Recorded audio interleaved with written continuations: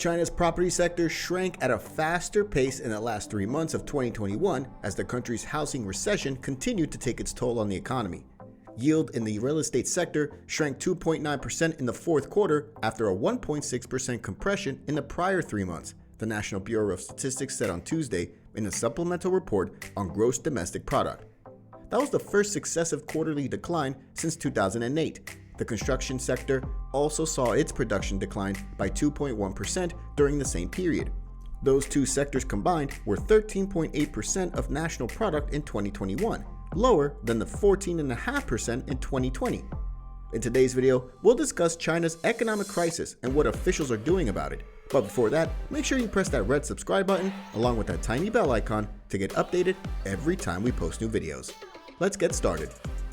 Gross domestic product data released on Monday showed the impact of the real estate downturn in the fourth quarter, as well as electricity crunches. Growth may have decelerated to its weakest in more than a year, even before the emergence of Omicron variant cases this month.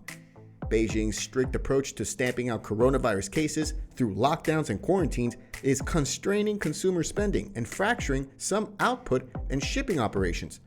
Goldman Sachs economists have formally cut this year's growth projection for China to 4.3% due to the increased difficulty of containing the very contagious new variant. China's economy in the fourth quarter grew at the weakest pace in more than a year, signified down by the housing depression and weak consumer spending data released on Monday showed. Gross domestic product expanded 4% from a year earlier, down from 4.9% in the prior quarter. Growth of industrial produce quickened slightly in December, but retail deals slowed quickly.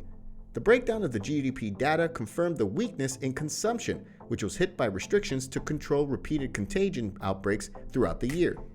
Hotels and catering grew 4.7% in the fourth quarter, decelerating from a 5.7% expansion previously.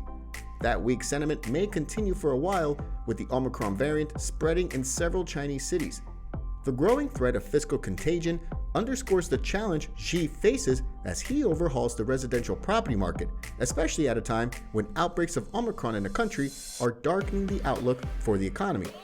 Xi is seeking to reduce the trouble of a real estate meltdown to the fiscal system, as well as narrow the gap between the country's rich and poor.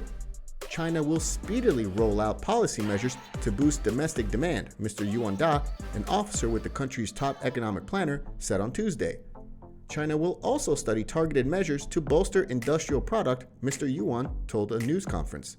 Also, the country's strict adherence to its COVID-0 approach has pitfalls for the rest of the world.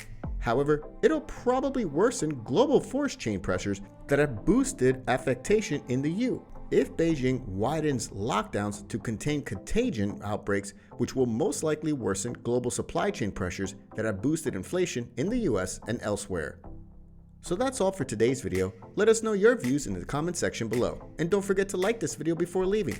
Thanks for watching.